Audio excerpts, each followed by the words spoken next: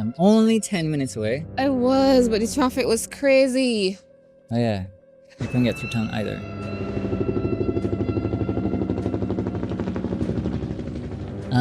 Kelly, why are you so emotionally invested in these people? Was that it? Deirdre's 8 months pregnant. I know, that's why I'm here. But I don't get paid enough to go looking for them at a time of night. I don't understand why the government don't do something to help. Like, she's out in the streets in that condition. Miss. I wish I could do something. Buy them a house. Or they can go live with you.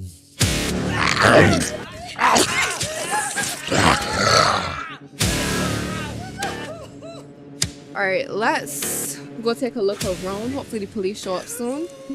You can look for them over there. Me? I ain't going there by myself. Make no mistake. If any of you jeopardize the security, leaving no safe place for you here.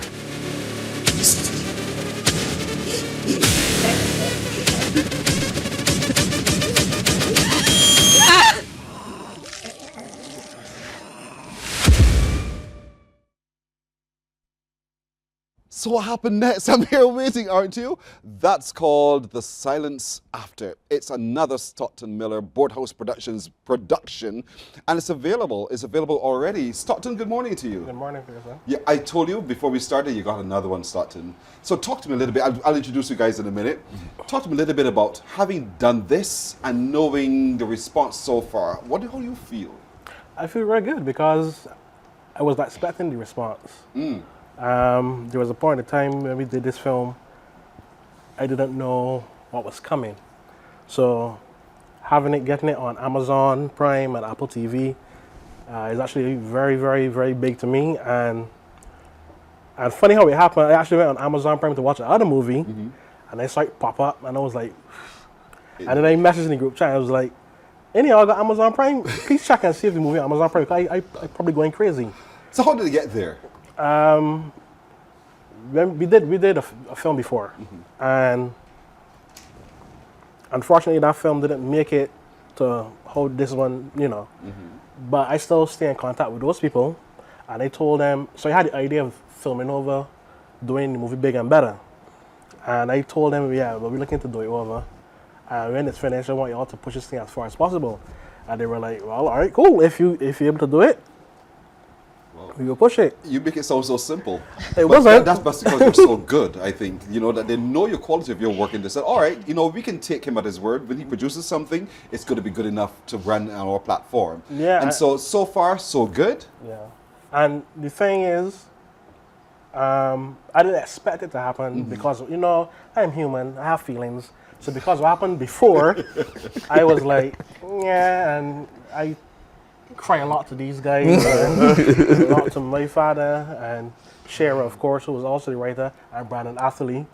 But like I said, the night I went to watch another movie and it's like pop up, I literally shed a tear. When it was confirmed that it was real, because when I emailed them, I was like, why y'all didn't tell me it was on Amazon? And they was like, oh, well, because we didn't get a chance to, you find it yourself.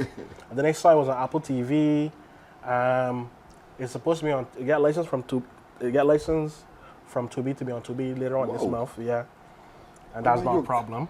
You're global.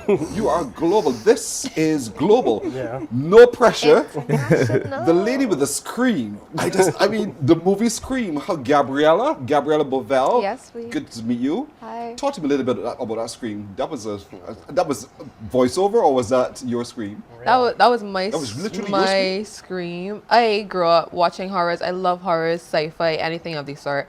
And I always admired the Scream Queens. They have that name for a reason. So, having to get into that headspace, I just, fully went there. I started some days, crying and snorting, Viola Davis, not cry type thing. But, yeah, the Scream was real. And it was scary, too. Not just a movie, to film in the dark in these remote areas. I was terrified. Because I was going to ask you about how you tapped into that emotion at that moment? You know, no, it's pretend. We're filming before a camera. Yeah. We have people around. I don't have to be scared. How do you zone into the character to be so effective? Well, apart from the fact that there are centipedes lurking in the grass, whatever I did, whenever I went on set, like I wouldn't interact with any of these guys beforehand. I would always like lock in to get into the zone. They know, don't talk to me right now, because I'm trying to get myself in that headspace. So I had like a little playlist, and I tried to, like, you know, imagine being in this dystopian place and how I would feel like if I'm not able to get a hold of my family, or if I was in that situation. So I tried to give a loud and accurate voice to the character, and I think I did. I think you did. What's your character's name? My character's name is Kellyanne. Tell me about Kellyanne. Ooh, I don't like her at all. Seriously speaking, the one thing I love is that we have the same occupation in common. We're both social workers. We love to help people. But I'm just so used to like women being their own saviors, and not Prince Charming, women being, you know, like the strong force and strength and pillars of strength in their own lives. But Kellyanne, she lovely girl, but she was more of a damsel in distress. So I mean, it allowed for character development, but like she whines too much, she cries too much. But yeah. But you were paired off with Michael Crossman. Michael My was across on the love. other side, the big fighter man. I ain't getting it by myself. And so talk to me about working alongside Gabrielle and getting the character and playing your parts together. It was a lot of fun. Like, she helped me to be myself, and it was like a best friend role. So it helped to create a friendship, even on set and off set. So it was amazing.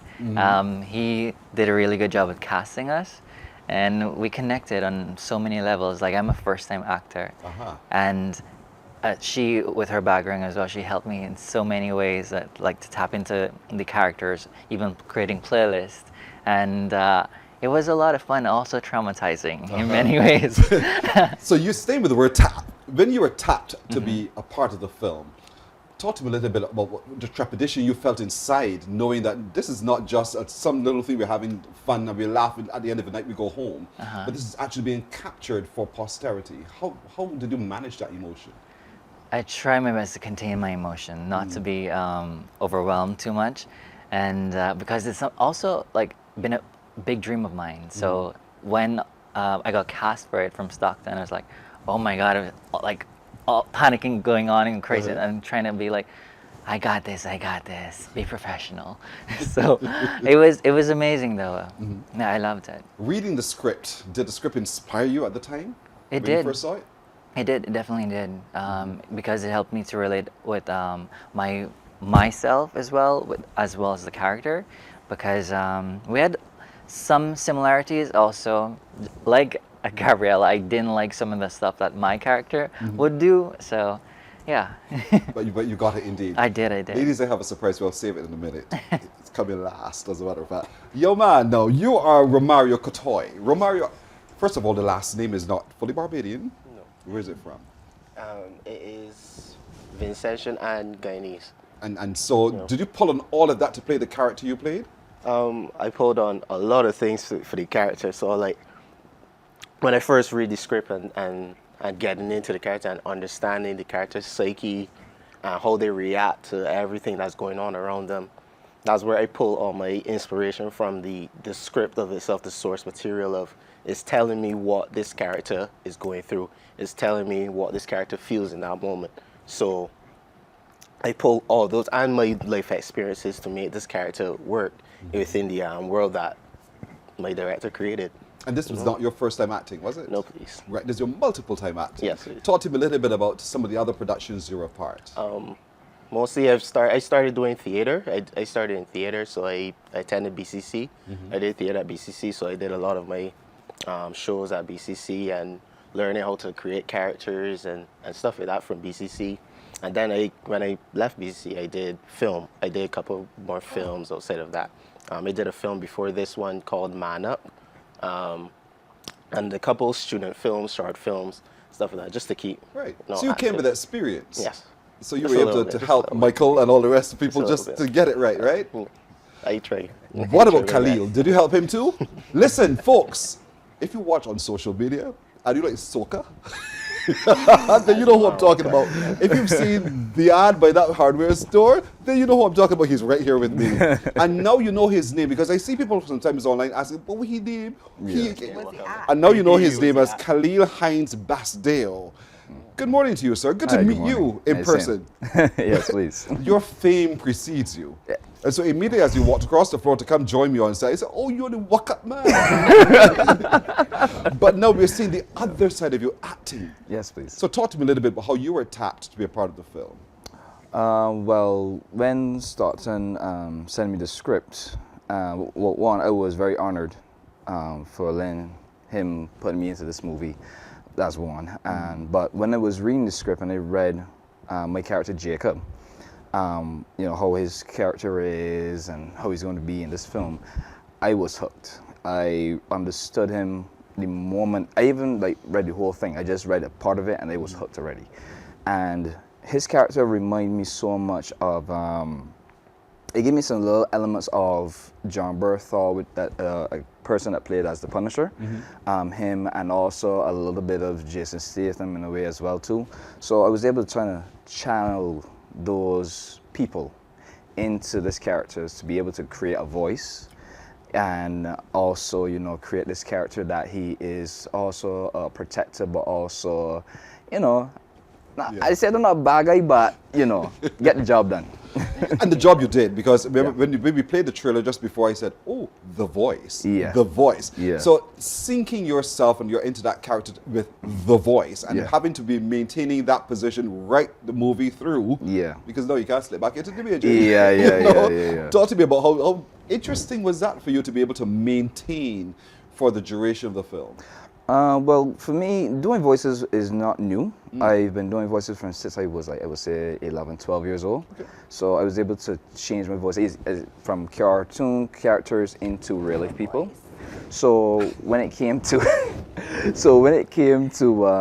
channeling this voice now, I actually got help from Michael. Because at first it was a little rugged. At first, and I asked Michael and everybody else, what do you think about this voice? And you know, Michael was like, it's not bad, but it just needs a little toning, you know, it doesn't sound natural enough. So I was on a call with him at night and we were just having a conversation and what's not, and then, you know, I just keep thinking about Jacob and I just started doing a voice instantly, and he was like, wait, do that again. So I was like, I did it again. He was like, yes, that is the voice. So I had to keep on reminding myself. So every time offset, I would like, I do like a little recording and just listen to it and just get that voice there so that every time I go on set, I could just easily just tap into it and then come off.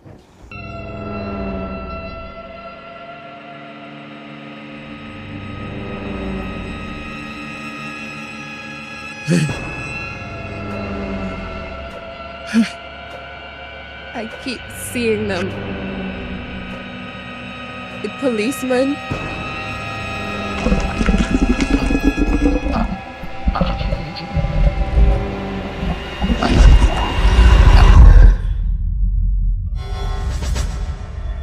Truth is, he'll stay with you for a while.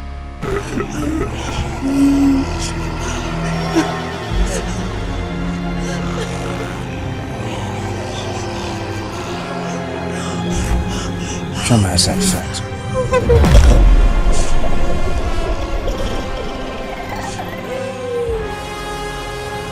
Feeding our mind, festering within our body, poisoning our moods with thoughts.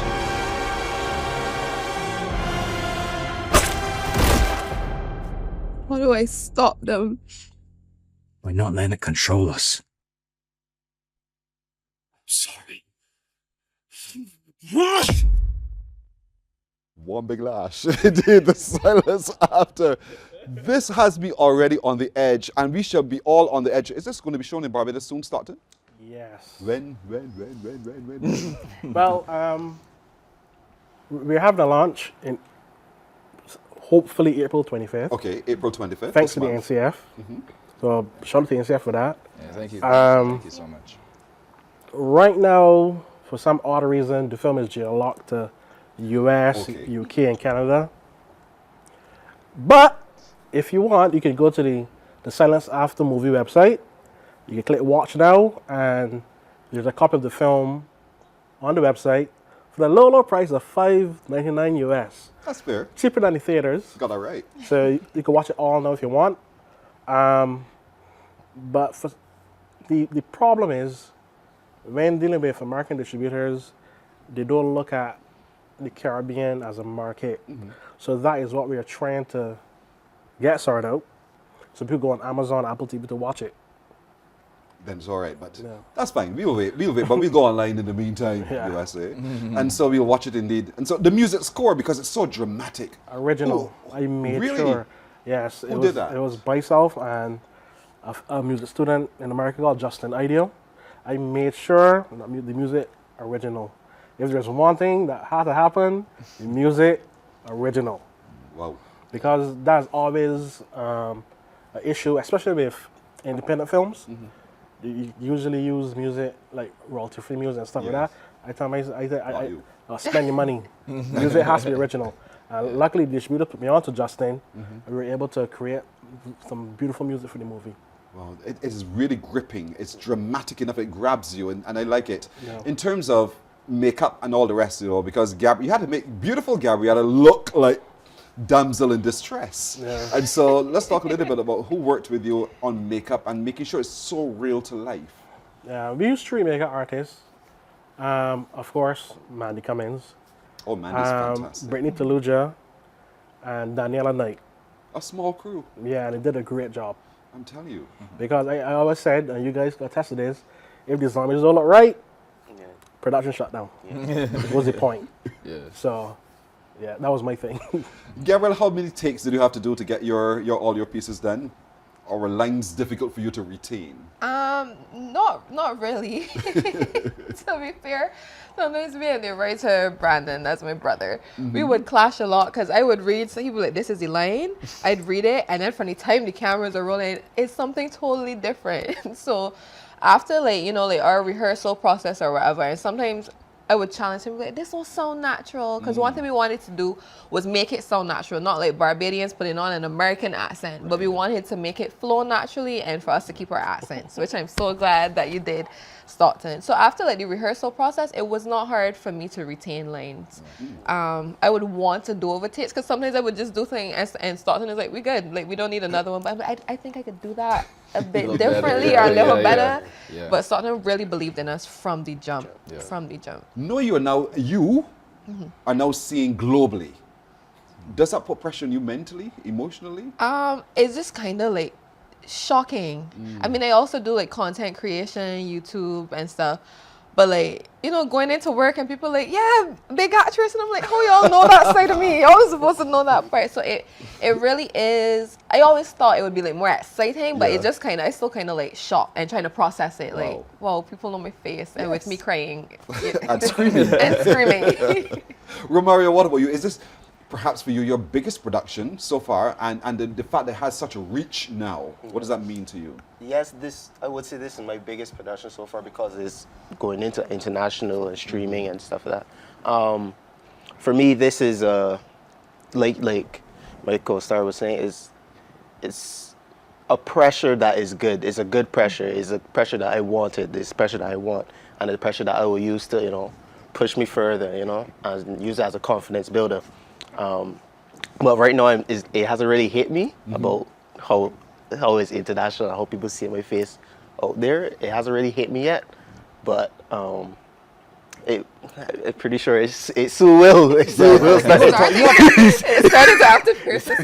Wait till it's done. You have to talk to Khalil about how to handle pressure, indeed. And so, Khalil, in terms of, you stayed in character, but your character was also menacing in many ways as well. And so, to be able to throw that energy, where do you pull that from?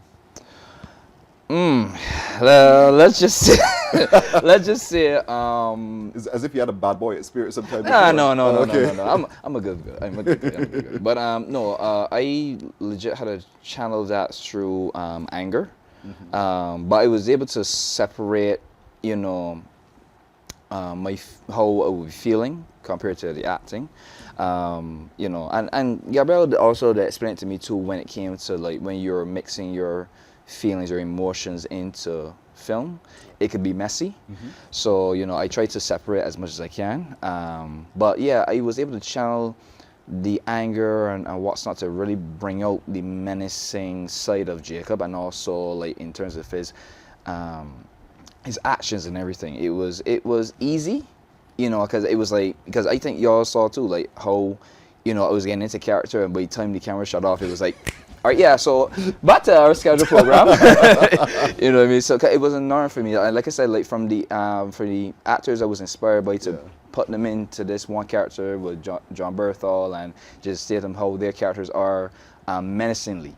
I was able to channel them very well to put them into one person, and you know, just bring a character to life. You know. Wow. But is he a good guy or a bad guy? That's That's the the question. question. Oh. That is the big question. You know. And I was thinking the same thing as well, but we have to watch it to see. Yeah. And so, Michael, this has been your first, you said. First Now production. that's all said and done, it's now set on film, it's released already. What do you now feel at the end of it all? I feel great. I feel happy and proud to have been a part of such amazing production, because the team was amazing. Everyone worked together. We didn't have like a big budget or anything. It was kind of like a family on set. Yeah. We grew for sure. together. We formed relationships, and we stuck through it all. And that makes me really proud. Wow. Yeah. Which leads me to the question I asked you just now started. Just the other big producers they have a cast that they use on different films, or that they work with this group of people. Is this your group? Yeah. So more work is coming. Yes, I'll just share. I mean, like, tell us, Stockton. But I also have a weird way of casting, which I don't think other filmmakers should do it. Like when I was writing this film, I saw Gabby playing Kellyanne. I saw him playing Kyle, and so forth. So that's how I wrote this. And if they didn't do this part, I would be very upset. But luckily it worked out. But yeah, I don't see why not. I mean, I'm willing to work with anybody. Don't get me wrong. They're really good. Yeah, but They're really good. They're really good. Leonardo DiCaprio, Robert De Niro. They're really good. Work Yeah. with them. Work with them. Started. So the film is available right now. You can go look for The Silence After and watch it there for a minimum fee, just $6 roughly. Or you can wait until we show it here in Barbados, indeed, after it's had its run across the world. Indeed. So Stockton, again, Boardhouse Productions, well done. Well done. To each and every one of you, well done as well. Online, our folks are saying, well, congratulations, guys. Shout out to my colleague, Gabriella. Donna Blackman is saying, yeah, we know Gabriella Bavel. So people already know you, so well done, Stockton. I Thank think you. this one makes us as Barbadians feel so proud. So proud and so pleased. And I just want to thank the NCF. Yes. Because this is the first time, well, I'm sure all of us, but this is the first time me as a filmmaker ever get to this level, and I didn't know what to do. And I emailed the NCF, and they were like, yeah, we will help. And I'm really, really thankful for that. And they've helped. Yeah, they're really They've helping. helped. They stepped in to do what they do best. Yes. Congratulations, everybody. Well done. Thank You're you. now global stars. And I'm so pleased I've met you first. Met you first. All the best indeed. Morning, morning, morning. Good morning.